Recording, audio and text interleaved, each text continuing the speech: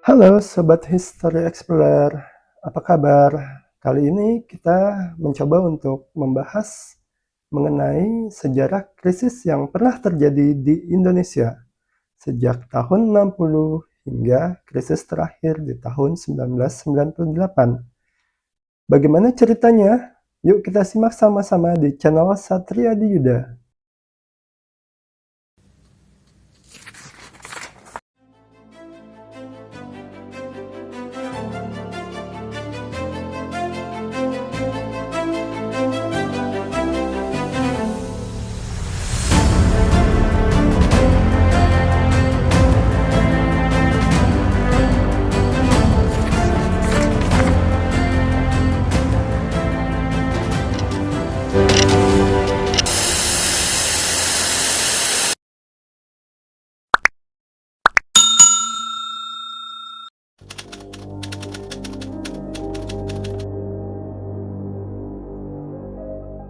Setelah Presiden Soekarno mengeluarkan dekret presiden pada tanggal 5 Juli tahun 1959, otomatis Badan Konstituante yang dibentuk untuk membuat Undang-Undang Dasar pengganti Undang-Undang Dasar sementara dibubarkan. Hal ini kemudian menimbulkan gejolak politik di Indonesia pada tahun 1960-an. Gejolak politik ini juga berkelindangan dengan kondisi ekonomi Indonesia yang pada waktu itu sedang tidak stabil, seperti mengalami inflasi yang sangat tinggi hingga kenaikan harga-harga kebutuhan pangan untuk rakyat sangat tinggi dan hilang di pasaran. Selain permasalahan politik dan ekonomi, Indonesia juga dihadapkan dengan persoalan pemberontakan yang terjadi di daerah-daerah. Berbagai faktor inilah yang kemudian membuat pembangunan ekonomi Indonesia yang dipimpin Presiden Soekarno kala itu menjadi terhambat. Kebijakan nasionalisasi perusahaan-perusahaan Belanda di tahun 50-an hingga 60-an ternyata juga belum bisa membuahkan hasil untuk mendorong pertumbuhan ekonomi Indonesia. Di awal tahun 1960, setelah Presiden Soekarno mengeluarkan dekret presiden, ia kemudian menerapkan sistem demokrasi terpimpin di Indonesia. Adapun kebijakan-kebijakan ekonomi di zaman demokrasi terpimpin seperti pembentukan Bappenas yang dipimpin oleh Muhammad Yamin dengan tujuan untuk melakukan perencanaan ekonomi Indonesia dalam jangka panjang. Kebijakan kedua seperti mendevaluasi mata uang rupiah dengan menggunakan program Gunting Safruddin. Kebijakan ketiga adalah deklarasi ekonomi atau dikenal dengan DEKON. Kebijakan kelima adalah peleburan bank-bank nasional di bawah Bank Indonesia. Selain 5 kebijakan tadi, Presiden Soekarno juga memiliki ambisi lain, yaitu ingin Indonesia dapat mencapai swasembada beras dalam 3 tahun ke depan sejak tahun 1959. Kebijakan-kebijakan ekonomi yang dikeluarkan di masa Presiden Soekarno pada tahun 60-an ini setidaknya belum terlihat hasilnya. Pada tahun 1960-an, Presiden Soekarno membuat banyak proyek mercusuar. Hal ini kemudian menguras sumber daya negara dan mendorong ekonomi Indonesia masuk ke dalam jurang krisis yang lebih parah. Beberapa proyek mercusuar yang dibangun oleh Presiden Soekarno di awal tahun 1960-an, yaitu seperti pembangunan Monumen Nasional atau Monas, lalu pembangunan gedung DPR yang kita kenal sebagai Gedung Kanevo, pembangunan Gelora Bung Karno atau Stadion Gelora Bung Karno Senayan, pembangunan Hotel Indonesia, pembangunan Hotel Sultan, dan beberapa pembangunan lainnya. Dampak proyek mercusuar yang dibuat oleh Presiden Soekarno yaitu terjadinya kenaikan utang pemerintah untuk menutupi defisit belanja negara, serta terjadinya inflasi tinggi di awal tahun 1963. Kenaikan inflasi yang tinggi mendorong pemerintah mengambil kebijakan moneter berupa centering. Centering sendiri dikenal sebagai tindakan atau kebijakan mendevaluasi mata uang ketika situasi ekonomi mengalami inflasi tinggi. Gubernur Bank Indonesia pertama, yaitu Safruddin Prawira Negara, mengeluarkan kebijakan Gunting Safruddin, di mana mata uang Rp500 dan Rp1.000 dipotong menjadi Rp50 dan Rp100. Hal ini dilakukan untuk mengurangi dampak inflasi di Indonesia pada tahun 1960-an. Kebijakan centering kedua dilakukan pada tahun 1965, di mana nilai mata uang Rp1.000 dipotong menjadi bernilai Rp1. Pada tahun tersebut atau tahun 1965, inflasi Indonesia telah mencapai 600%, di mana inflasi ini dikategorikan sebagai masuk ke dalam kategori hyperinflation atau inflasi tinggi. Selain kebijakan centering atau pemotongan mata uang, Presiden Soekarno juga melakukan kebijakan untuk membekukan tabungan atau simpanan-simpanan masyarakat yang berada di perbankan nasional. Hal ini ditujukan untuk mengurangi peredaran mata uang di masyarakat. Namun, dampaknya adalah masyarakat tidak bisa atau tidak dapat menarik uang-uang mereka untuk digunakan dalam usaha atau transaksi sehari-hari mereka. Kegagalan kebijakan-kebijakan ekonomi Presiden Soekarno sejak tahun 1959 hingga tahun 1965 menyebabkan Indonesia masuk dalam jurang krisis yang sangat parah. Selain itu, timbul wabah kelaparan di tengah-tengah masyarakat. Hal ini kemudian mendorong Indonesia masuk dalam krisis politik yang lebih parah. Krisis yang terjadi kemudian mendorong para mahasiswa untuk melakukan protes secara besar-besaran terhadap pemerintahan Soekarno dengan 3 poin tuntutan utama yang dikenal dengan Tritura atau 3 tuntutan rakyat. Mahasiswa-mahasiswa ini dikenal sebagai Angkatan 66 yang merupakan aktivis pelopor bangkitnya era Orde Baru. Aksi-aksi ini yang dilakukan oleh para mahasiswa kemudian menyebabkan jatuhnya pemerintahan Orde Lama yang dipimpin oleh Soekarno, yang ditandai dengan pidato terakhir Presiden Soekarno di depan MPRS yang berjudul Nawaksara.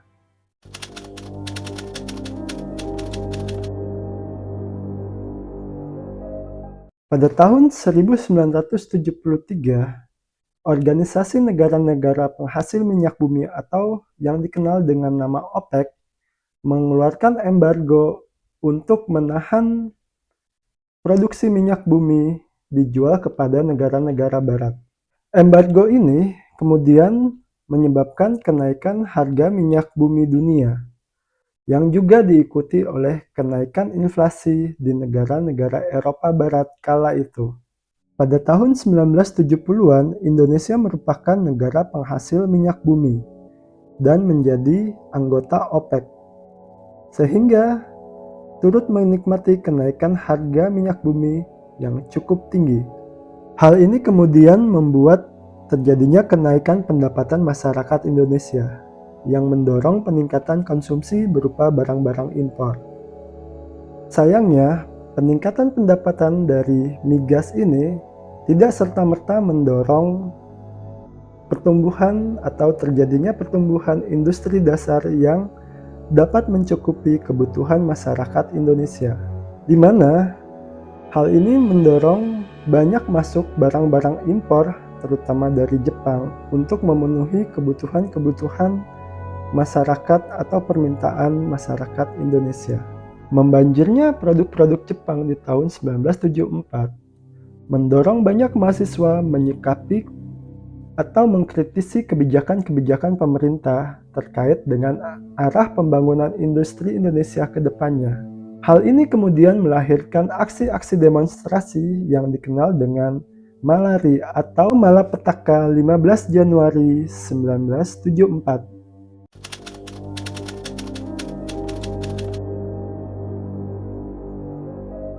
Pada tahun 1983, terjadi penurunan harga minyak bumi dunia secara mendadak, yang kemudian berdampak kepada penerimaan APBN yang berasal dari sektor migas.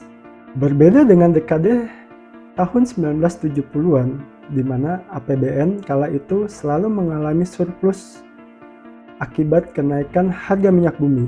Pada dekade 80-an, APBN terpaksa mengalami defisit belanja karena penurunan penerimaan dari sektor migas. Konsumsi yang tinggi di masa booming minyak bumi kemudian menjadi ancaman, karena masyarakat Indonesia sudah terbiasa mengkonsumsi barang-barang impor. Indonesia juga kecanduan untuk mengkonsumsi BBM, akibat murahnya harga minyak pada dekade sebelumnya. Sehingga pada dekade 80-an, Indonesia mengalami kenaikan konsumsi BBM yang dilakukan oleh masyarakat Indonesia akibat pada dekade sebelumnya harga-harga BBM cukup murah. Hal ini kemudian mendorong pemerintah Indonesia terpaksa melakukan impor BBM dari luar negeri.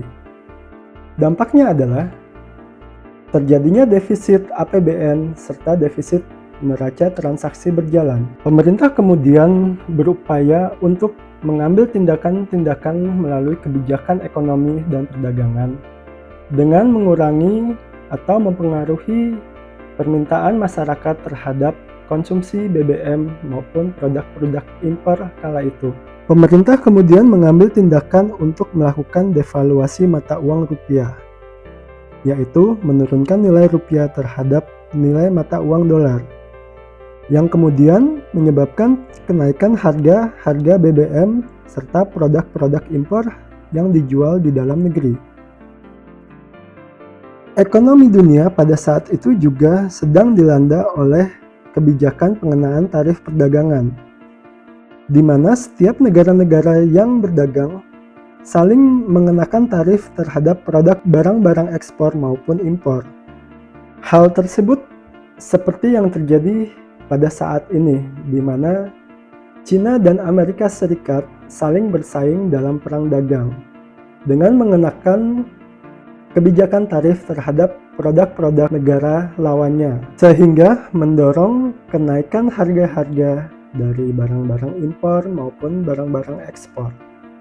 Selain mengambil kebijakan devaluasi, pemerintahan Orde pada waktu itu juga melakukan deregulasi terhadap peraturan-peraturan yang menghambat masuknya investasi asing, serta mendorong pertumbuhan di sektor pengolahan non-migas. Tujuannya adalah agar ekspor Indonesia tidak lagi bertumpu pada produk-produk migas, tapi pada produk-produk non-migas atau yang dihasilkan dari sektor pengolahan. Pemerintah Orde Baru juga membuat undang-undang pajak untuk menggantikan undang-undang pajak yang telah ada sejak zaman Belanda. Undang-undang pajak ini kemudian menjadi tonggak sejarah di mana orang-orang Indonesia pertama kali membuat undang-undang pajak untuk diri mereka sendiri sejak merdeka. Dan kebijakan yang terakhir dari pemerintah Orde Baru adalah melakukan atau menarik pinjaman multilateral dari IGGI atau Gabungan Negara-Negara untuk membiayai defisit APBN pemerintah Indonesia di dekade 80-an. Semua kebijakan yang diambil oleh Orde Baru dapat dibilang cukup berhasil, sehingga membuat perekonomian Indonesia tumbuh sebesar 3% sejak 1983 sampai dengan 1985.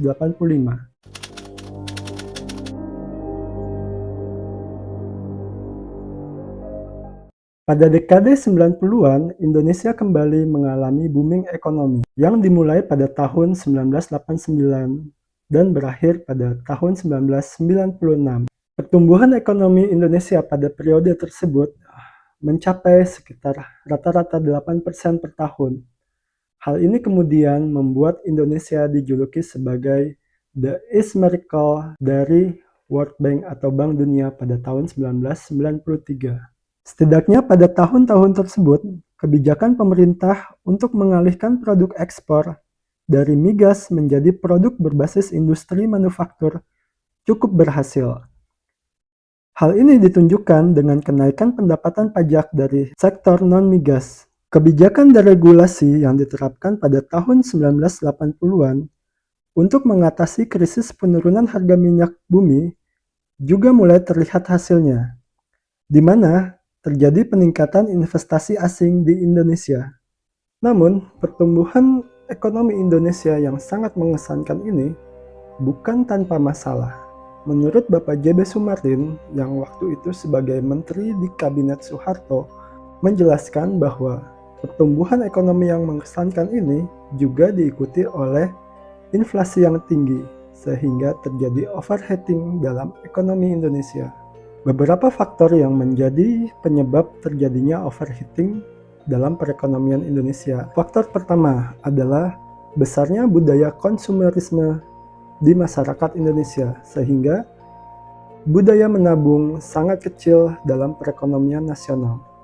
Faktor kedua adalah pertumbuhan ekonomi yang tinggi tidak serta-merta diikuti oleh kemampuan produksi nasional, sehingga tulang punggung perekonomian Indonesia bertumpu pada sektor konsumsi. Faktor ketiga adalah permasalahan infrastruktur, di mana pada tahun 1990 infrastruktur Indonesia masih di bawah negara-negara maju. Sedangkan faktor keempat adalah ketidakmampuan ekonomi nasional untuk memanfaatkan atau memaksimalkan sumber daya dalam perekonomian Indonesia sendiri. Faktor lainnya adalah kebijakan deregulasi ekonomi Indonesia di akhir tahun 80-an, di mana ketika itu pemerintah Indonesia mencoba untuk menarik dana-dana dari negara-negara luar negeri atau negara-negara asing untuk masuk ke Indonesia. Namun sayangnya, Indonesia mengalami kelebihan keuangan atau overliquid. Kelebihan overliquid ini ternyata tidak mampu diserap oleh sektor industri Indonesia yang kala itu masih sedang berkembang. Besarnya jumlah uang yang beredar akibat masuknya dana-dana asing dalam perekonomian Indonesia, tapi tidak diimbangi oleh produksi real dalam perekonomian Indonesia, menyebabkan ekonomi Indonesia menjadi inflasi atau Indonesia mengalami kenaikan harga-harga kebutuhan. Kelebihan dana asing ini kemudian masuk ke dalam pasar keuangan serta perbankan nasional. Kemudian, perbankan nasional menyalurkan ke masyarakat dalam bentuk kredit konsumsi. Sehingga jika kita hidup pada tahun atau era 90-an, kita akan melihat atau merasakan bagaimana orang tua kita dengan mudah mendapat kredit konsumsi seperti kredit kendaraan bermotor, kredit alat-alat rumah tangga, kredit barang-barang elektronik, dan sebagainya. Hal-hal inilah yang kemudian memanaskan perekonomian Indonesia karena barang-barang tersebut tidak diproduksi di dalam negeri. Besarnya dana-dana asing yang masuk dalam perbankan nasional kala itu mendorong pihak perbankan selain menyalurkan kredit berupa konsumsi juga kredit-kredit usaha ke sektor-sektor yang memiliki resiko-resiko besar. Hal ini dikarenakan pihak perbankan tidak lagi melihat kehati-hatian atau tidak menerapkan prinsip kehati-hatian dalam menyalurkan kredit mereka karena kemudahannya dalam memperoleh uang waktu itu. Kesulitan perbankan Indonesia atau perbankan nasional dalam mendapatkan nasabah-nasabah yang prudent atau cakap atau tidak memiliki resiko usaha yang besar dikarenakan struktur ekonomi Indonesia atau struktur industri ekonomi Indonesia sendiri yang masih berbentuk monopoli atau oligopoli atau berbentuk kartel, sehingga Usaha-usaha yang ada di bawah tidak bisa naik secara cepat untuk dapat bersaing atau meningkatkan level usahanya. Selain itu, banyak usaha-usaha yang dilakukan di Indonesia juga bersifat scamming atau fiktif. Misalnya adalah kita mendengar kasus-kasus mengenai bagaimana perbankan memberikan kredit ekspor atau impor yang berbasis barang-barang fiktif atau kegiatan usaha fiktif. Atau pihak perbankan memberikan kredit usaha kepada orang-orang yang ternyata tidak memiliki usaha yang sangat jelas. Di tahun 1990 juga kita sering melihat atau mendengar bagaimana pihak perbankan ataupun masyarakat juga terlibat dalam kasus-kasus usaha penipuan atau scam, sehingga banyak korban, baik pihak perbankan yang telah menyalurkan kredit atau masyarakat yang telah menghimpun dana mereka kepada usaha-usaha tersebut. Hal inilah yang kemudian membuat sistem keuangan dan perbankan di Indonesia menjadi sangat rapuh, di mana pada akhirnya akibat terjadinya devaluasi atau penurunan mata uang di tahun 1998 mendorong krisis ekonomi disertai dengan krisis politik yang terjadi.